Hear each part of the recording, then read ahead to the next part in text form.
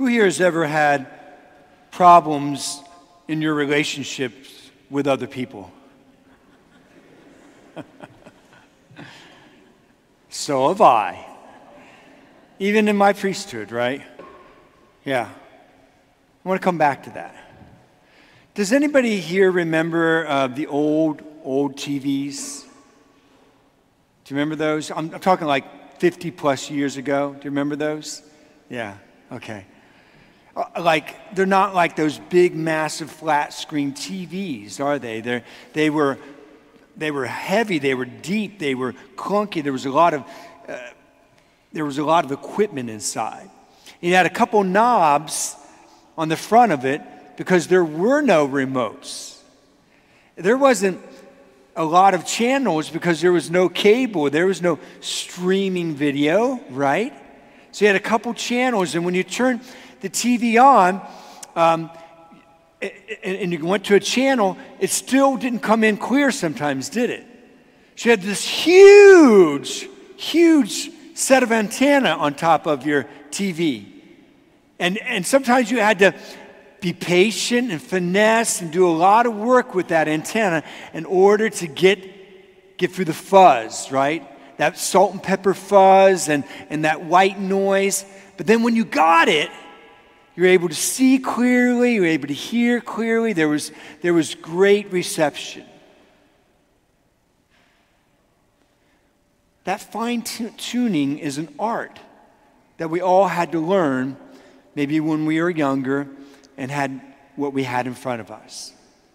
But it's not limited to the old TVs. I mean, a mechanic fine-tunes a car engine until it just purrs, it hums.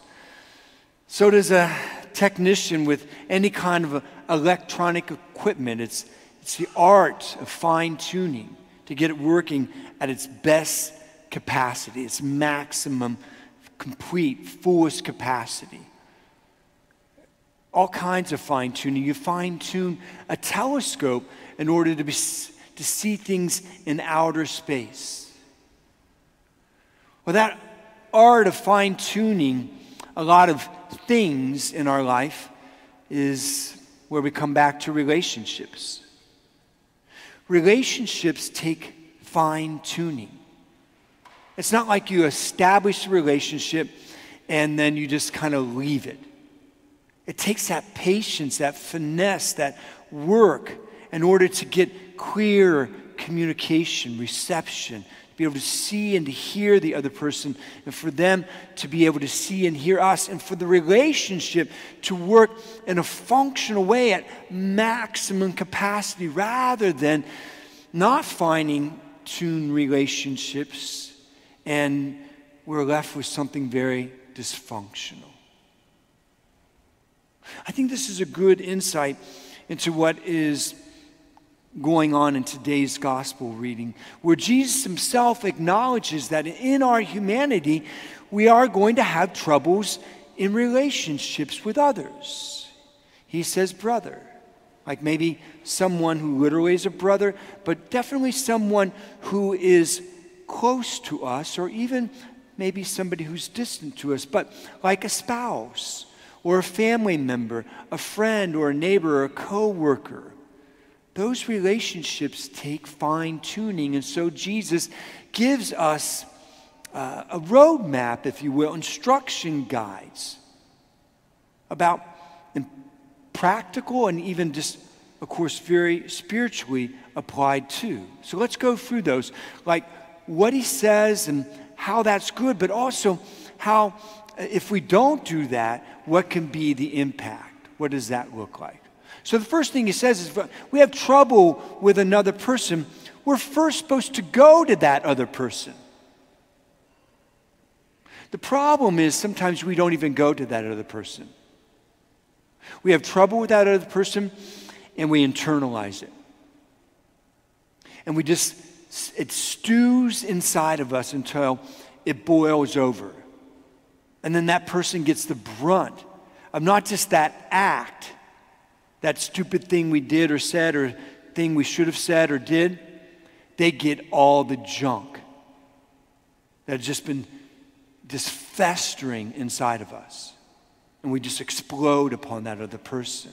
Or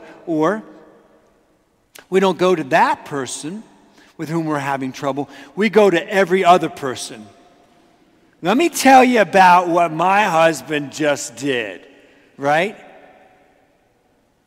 Or my friend, or this or that person, my boss.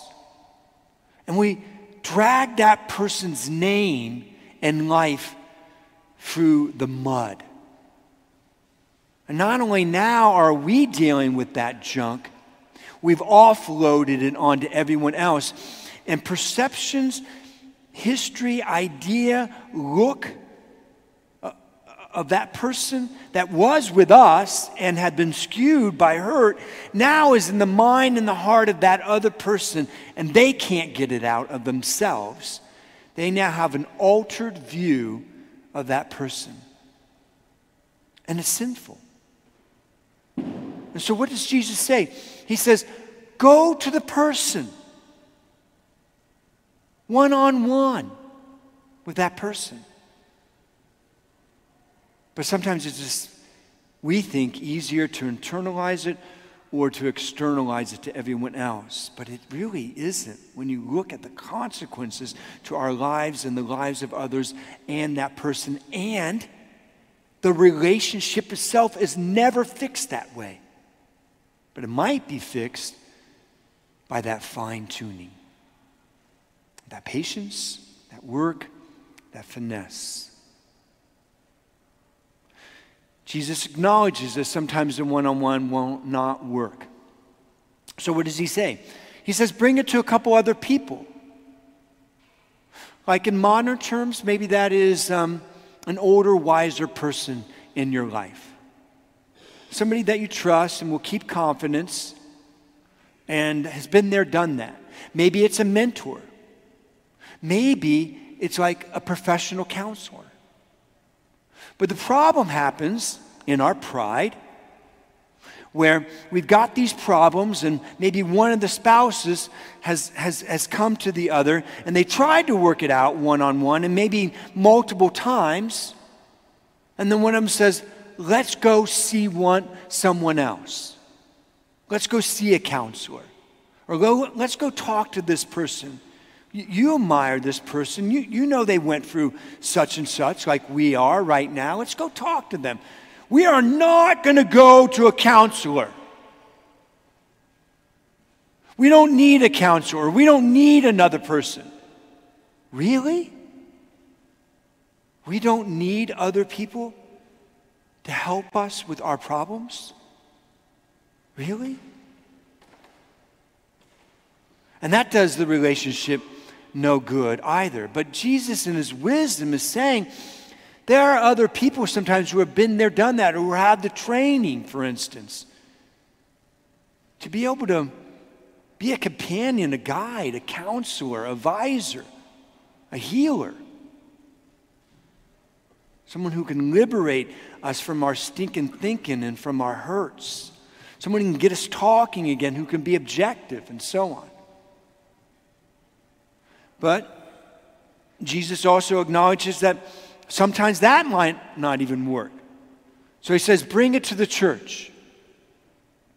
Now he means several things here, but I think one of the things that in our modern terms that this might mean is, well, literally the church. Like, go to see your priest, or go to see a pastoral counselor, or go to see a Christian counselor, or go to see someone in your life who you know, like as a layperson, not ordained, is trying to live the Christian life.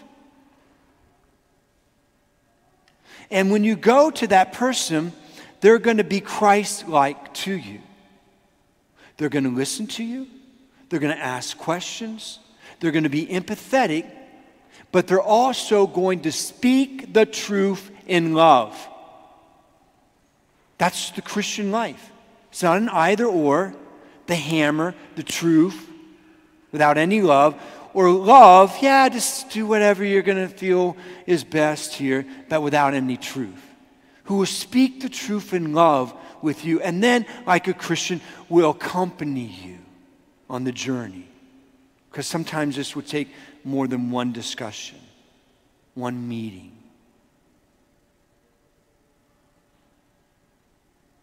But the problem with that is that we don't think, I don't know what it is we think, but maybe sometimes we think that another Christian will be judgmental of us.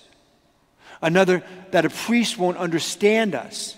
That a pastoral minister won't be this or won't be that. Or we are simply afraid of hearing the truth. Maybe we just want the easy part, what we think is the easy part, the love. But love without truth, better stay away from that. And truth without love, equally so. Right? The final part.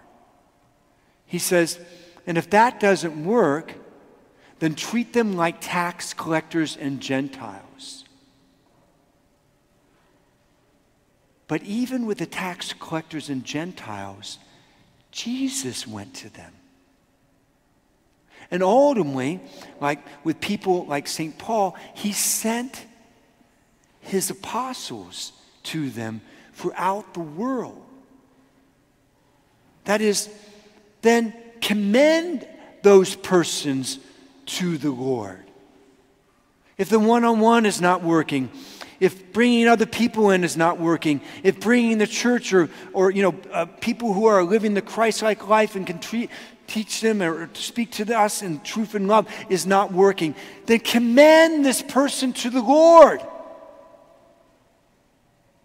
What does that look like? Well, Lord, I've been dealing with this for a long time. And I realize that you don't want me to carry this inside. So all the feelings I have inside, I'm going to give to you. And this person and all the thoughts I have about him or her, I'm going to give this person to you. You know how to deal with them. You love them. This person who has wronged me so much, you know how to treat them. I don't anymore.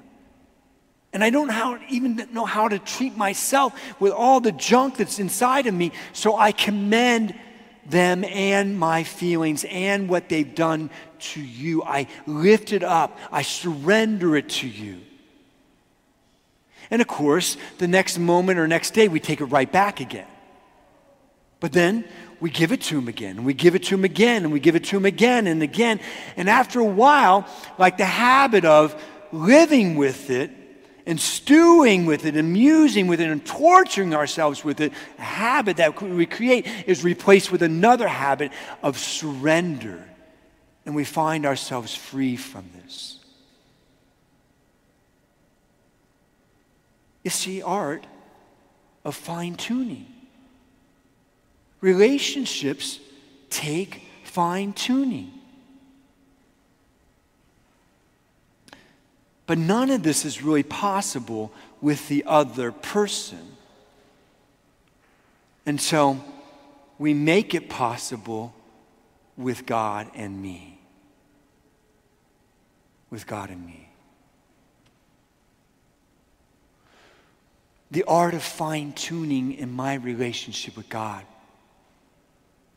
is where we begin, really.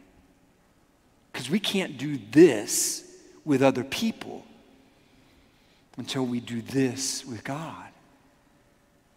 And that's a daily work too. Like prayer, which is communication on a regular basis, so we can get the salt and pepper fuzz out, so we can get the white noise out, so that we can establish a clear communication and we can see him more clearly, and he can let us see ourselves more clearly, and him and his will, so we can hear him more nearly, so we can love him more dearly, and therefore trust in him. And then we become a more functional person, functioning at our best capacity rather than remaining with ourselves in these dysfunctional things because of the relationships we've been in our lives, how we've treated others and how others have treated us, instead of remaining in that dysfunction. Because if we remain in that dysfunction, guess what? Hurt people hurt people. And it's not just a matter then of other people hurting us over and over again and us blaming them, which we often will do because we can't even see our own hurt and contributions to that relationship. And so we are always fine-tuning this relationship with God so that we can enter day in and day out back into those relationships with others. Because healed people heal people. Healed people heal other people.